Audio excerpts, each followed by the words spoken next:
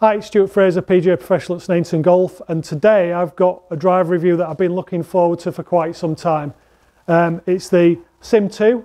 Now, the Sim last year was the winningest driver on tour, played by Dustin Johnson, Rory McIlroy, Tiger.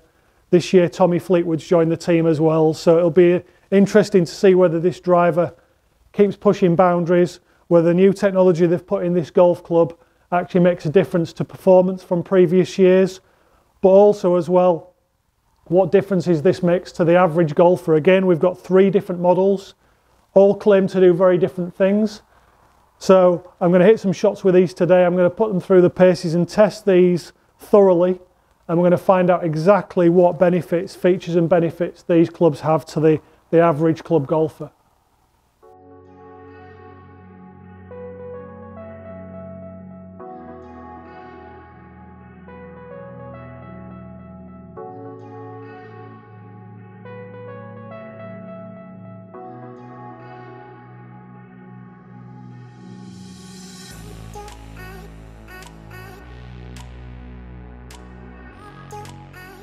Also today we've got one of these fantastic products to give away. You can win a SIM2. If you stay tuned till the end of the video, we've got details of exactly how you can do that. Also, don't forget to hit the like button if you're really enjoying these videos. It really helps our channel. So the first thing I've noticed with the new driver is the super lightweight carbon sole plate that they've put in now. That goes alongside the carbon crown that they've had in the previous model as well. Now that's allowed them to save weight in these areas so they can move the weight into a more important part of the golf club. In this instance, with the inertia generator they've now placed on the back of the golf club there, that's something new. Now that's supposed to make the golf club again more stable, more forgiving. It increases the MOI of the golf club. Now to bring all this technology together, we've got a forged aluminium ring on the back of the golf club as well, which again is designed to increase forgiveness and stability. They've stuck with the twist face of the previous model, but added something new to it. We've now got a speed injected twist face, which is supposed to make the face more consistent and pushing the face to those legal limits right across, so you get maximum speed off all areas of the golf club. We've also got the existing speed pocket that was on the previous driver, again supposed to increase ball speeds across the face. The normal adjustable sleeve on the golf club there. But there's also one thing that's missing this year, and we have no adjustable bar. There's no slider bar on the golf club. Now, what TaylorMade have done, and a couple of other companies this year, is they've removed the slider bar because it removes weight away from the golf club again, so they can put it in more important areas. But I believe it also makes the golf club a little bit more aerodynamic looking, so this thing can travel a bit faster through the air. Again, that would equate to more speed. If we move on to the other models, so we've also got the SIM2 Max. Now the only really difference that I can notice is the weight on the sole plate there has moved slightly more towards the heel, and also we've got a 24 gram inertia generator on the back of the golf club instead of the 16 gram on the previous model. But otherwise this golf club looks really similar to the SIM2 that I had 2 seconds ago. So we've also got the D model, which all brands are making nowadays. Now the weight is much further over towards the heel on this golf club, so immediately different. We've got a 22 gram inertia generator on the back, again increased forgiveness and stability. Otherwise though, these club heads look scarily similar. I mean, there's certainly no difference in head size or shape, and when you put these golf clubs in behind the ball, there's nothing obvious to say that I'm playing a Max D or a Max or a normal Sim. They all look identical really to the eye. So first of all, we've got the standard SIM2. In behind the ball it looks very similar. There's only a colourway that's different from the last model, but it looks very similar in terms of head size and shape. It's a very nice looking golf club down behind the golf ball. I'm going to hit some shots with this and see how it feels. I'm hoping that it makes a similar noise to the previous model, because it was the best sounding driver on the market last year.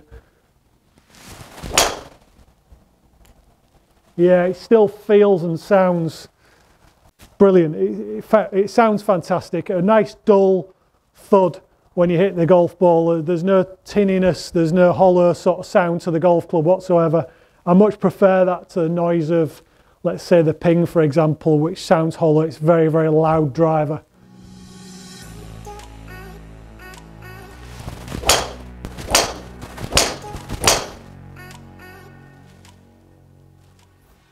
It's definitely my favourite feeling and sounding golf club that I've tested so far this year.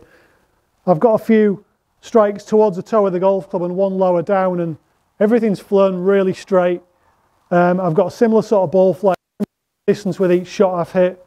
The speed seems up, it feels quite hot off the face, so I'm more than happy with that. It feels fantastic, it feels really, really good. Not disappointed at all by the performance, and I was really, really looking forward to hitting this golf club. We're now going to get the Sim Max as well. Now, there's just no difference between these two. They're exactly the same head. They look the same shape, the same size. The weight's moved a little bit towards the heel on the sole of the golf club, but really there's nothing at all. And even when I grab the Max D, which is the one for the typical slicer, all the head shapes look identical. There's none of these really look toed in or face open slightly. They're all the same, and I can understand kind of why TaylorMade do this, because they don't want average slicer golfer to feel as though he's having to play a different golf club, something that looks uglier or different from his mate who hits the ball nice and straight down the middle. They've just changed the weighting and how the golf club plays instead of the looks, and they all look absolutely beautiful at address, which is different from one or two other manufacturers on the market. So I'm now going to have a try with the other two clubs as well and see if there's any difference in performance, which is the most important thing. So I'm just going to hit another 5 or 6 balls with each, and then I'm going to get back to you with the results.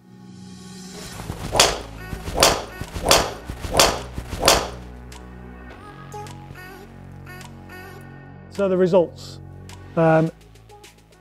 So far, the best feeling, the best sounding, the most controllable driver I've used so far. I could hit a variety of different shots with the SIM2. I loved it. I've enjoyed every second of trying this driver. The results speak for themselves, really. The Sim and the Sim Max seems like a very, very similar driver. Slight change of weighting in the back of the club head there in that inertia generator. The weighting moves slightly more towards the heel with the Max. But I got very, very similar results in terms of accuracy with them. The Max D obviously performed different. The weight's further towards the heel, and I did get a lot more shots curving, flying to the left-hand side with that driver. But in terms of distance, it certainly changed. Now, one thing to bear in mind is that the only driver that was actually custom fit for me out of the 3 of these is the SIM2, the standard one. With the correct shaft, the correct loft settings and everything on it. So that should perform better in terms of distance and accuracy for me. And it certainly did. So in terms of carry distance, I had 243 yards for the SIM2. The Sim Max was 240 yards. And the Max D was 236 yards. So a difference in them all, but the difference for me is in the spin rate. So the spin rate was much lower on the Sim, which I hit further. So the spin rate for the Sim was 2769 compared to 3019 for the Max, and then 3245 for the Max D. Now, the other 2 shafts in the Max and the Max D were maybe slightly more flexible, maybe slightly lighter, which could have been the reason why it spun up more, and I lost distance because of that increased spin. But then as I look through it here as well, look through the results, the height was 121 feet for the standard SIM2, where it was 129.4 for the Max and 139.4 for the Max D. So you can see as the spin increases, the height of the shot increases, and my overall distance actually decreased. Now, these are certainly some of the best numbers I've had out of any of the drivers so far. Again, a cold day today, slightly into wind, but my club head speed was around about 109 to 111 with all 3 drivers. Very, very similar, but the results in terms of out and out distance were very, very different, just because really the settings on the golf club. So the important thing to remember is get the correct shaft fitted, get the correct head type, because that's going to change your trajectory and your accuracy, your dispersion. but also just make sure that you match all those things up together perfectly so that you're going to get the very most out of the driver that you're going to be purchasing.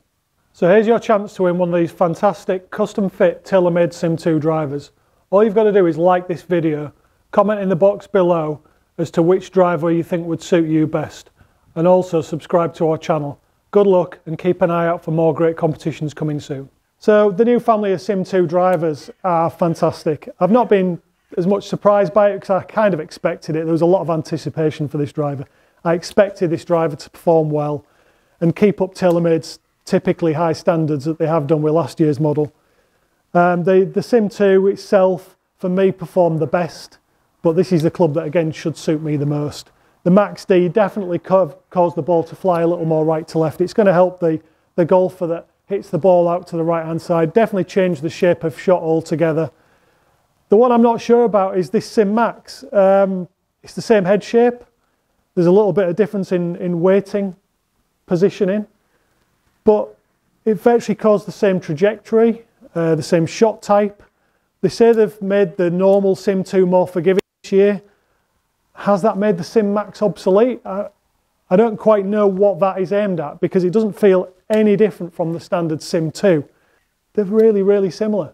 So without doubt, this is definitely worth putting on your list to try in drivers in 2021. If you're coming for a fitting, get this down on the list and have a go with it. You will not be disappointed.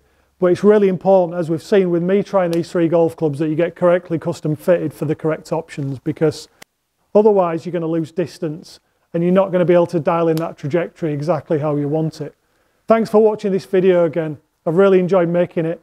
Hitting the SIM2 driver has been amazing today. Don't forget to like and subscribe. It's really helping our channel if you can do that. Thanks for watching the video on the SIM2, and this one is going in my bag.